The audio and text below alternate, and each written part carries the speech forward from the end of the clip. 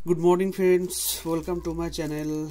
नाम मैंने अभी ठीक नहीं किया, इसलिए वीडियो जब अपलोड करूंगा तब मैं चैनल का नाम कुछ रख दूंगा, ठीक है। तो आज हम अनबॉक्सिंग करने वाले हैं एक ऐसा चीज़ जो कंप्यूटर हार्डवेयर चिप लेवल में जो इंजीनियर काम करते हैं उनके लिए थोड़ा सा फ़ायदेमंद है ये वीडियो, अगर मेरे ख्याल से। तो चलिए देरी ना करते हुए आज हम अनबॉक्सिंग कर रहे हैं एक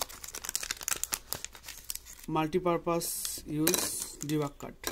आप देख सकते हो, मैं दिखाता हूँ। और इसके अंदर एक यूज़र गाइड दिया हुआ है, मैं पहले देख रहा हूँ। ये मेरे पास एक हफ्ता पहले आया, लेकिन मैं आज अनबॉक्सिंग कर रहा हूँ इसे। मैंने यूज़ किया, देखा सब ठीक है, लेकिन इसमें जो यूज़र गाइड दिया हुआ है ये चाइनीज़ लैंग्वेज में लिखा हुआ है। तो मेरे ख्याल से ये इंडियन किसी का काम का नहीं है। अगर कोई चाइनीज़ भाई इंडिया में रहता है, काम करता है, तो शायद वो पढ़ पाएगा। तो छोड़ देते हैं, हम देखते हैं इस डिबग कार्ड को। अब देखिए, छोटा सा है, देखने में बहुत ही क्यूट सा है, अच्छा सा है, काम भी अच्छे से करता है, मैंने देखा और आप लोगों को भी मैं दिखा दूंगा। आप देख सकते हो, मैं बोल दूं, यहाँ पर एक बड़ा वाला एलपीसी पोर्ट दिया गया हुआ है। आप देख सकते हो, यहाँ पर नोट दिया गया हुआ है इंसर्ट करने के लिए, ऐसे इंसर्ट होता है मदरबोर्ड में। और यहाँ पर एक छोटा वाला एलपीसी पोर्ट दिया गया हुआ है, मिनी एलपीसी पोर्ट, यहाँ पर नोट दिया गया हुआ है। और यहाँ से जो कनेक्टर दिया गया हुआ है, इससे आप, ये एक एलपीसी है, ये लैपटॉप के साथ आप कनेक्ट करके, इसके साथ थोड़ा सा केबल आता है, वो मैंने परचेस नहीं किया, ज़्यादा प्राइस नहीं है। आप चाहो तो वो केबल भी परचेस कर सकते हो। इस केबल से आप लैपटॉप से डायरेक्ट लैपटॉप का भी बोर्ड डायग्नोस्टिक कर सकते हो इस कार्ड के थ्रू। तो इसमें दो आईटी दिया हुआ है, एक आईटी कंपनी का है IT8892 और एक यहाँ पर अल्ट्रा मैक्स 2 का दिया हुआ है। और यहाँ पर जो एलईडी दिया हुआ है ये 2 डिजिट का एलईडी है, इसमें काम चल जाता है, कोई दिक्कत नहीं। लेकिन दिक्कत सिर्फ इसका एक ही है, जो मैं आपको दिखा दूँ, ये सिर्फ UEFI बायोस में काम करता है। आपको दिख रहा है, ये सिर्फ UEFI बायोस में काम करता है। UEFI बायोस का BIOS means unified extensible framework interface. और जो ये 945, 31, 41 या फिर इंटेल का मदरबोर्ड जो है, उसमें ये काम नहीं करेगा। आप जब इंसर्ट करोगे तो 00 या फिर कोई कोड नहीं आएगा, समथिंग वगैरह वगैरह ऐसा होगा, लेकिन रीड नहीं करेगा। ये जो लेटेस्ट मदरबोर्ड है, UEFI बायोस जो मदरबोर्ड में इनबिल्ट है, उस बायोस में ये काम करता है। तो चलिए आगे बढ़ते हैं। इस यहाँ पर इस कुछ एलईडी दिया हुआ है, मैं उसको बाद में बता रहा हूँ, और मैं पहले बोर्ड में हम इसे देख लेते हैं एक बार टेस्ट करके। चलो फ्रेंड, मेरे पास एक बोर्ड है गीगाबाइट का 61, तो हम इससे ही ट्राई कर लेते हैं एक बार, कार्ड में कोड कैसा आ रहा है कि नहीं आ रहा है, हम देख लेते हैं। तो इंसर्ट कर दिया, मैं एक रैम इंसर्ट करता हूँ पहले।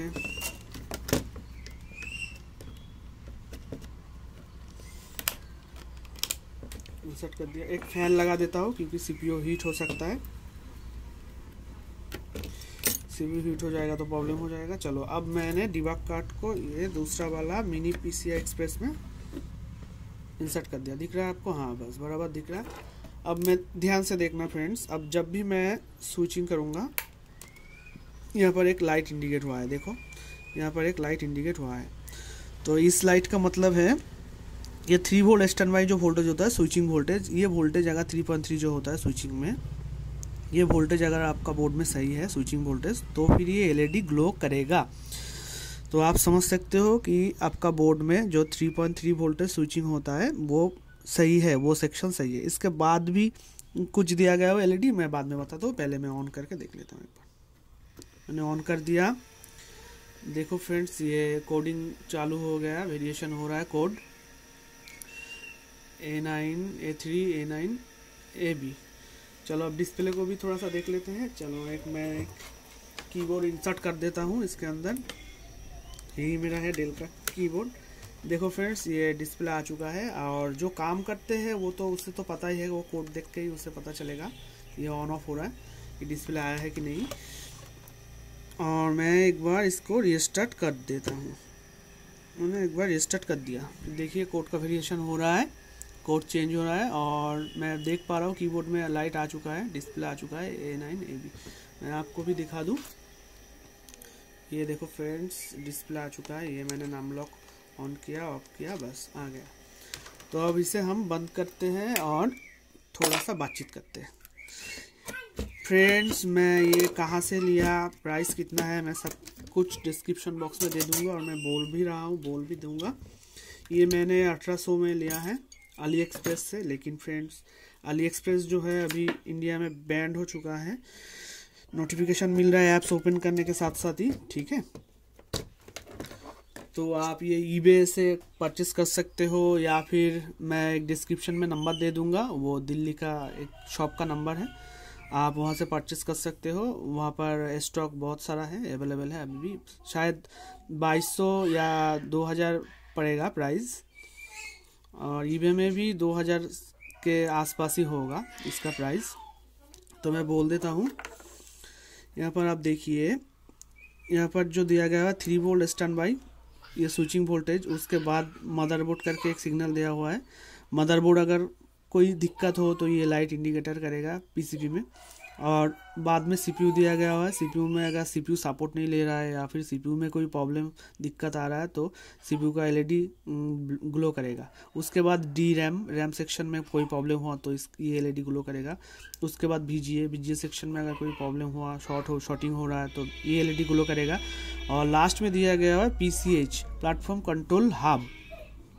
अगर पीसीएच में आपका बोर्ड में प्रॉब्लम है तो ये एलईडी ग्लो करेगा। तो देख सकते हो आप, फिर से एक बार देख लीजिए। परचेस कहाँ से करना है मैं डिस्क्रिप्शन में दे दूंगा नंबर, लिंक। और अली एक्सप्रेस से तो आप परचेस नहीं कर पाओगे। तो thank you for watching. Video को देखने के लिए आप सब लोगों को बहुत बहुत धन्यवाद और जय हिंद, वंदे मातरम।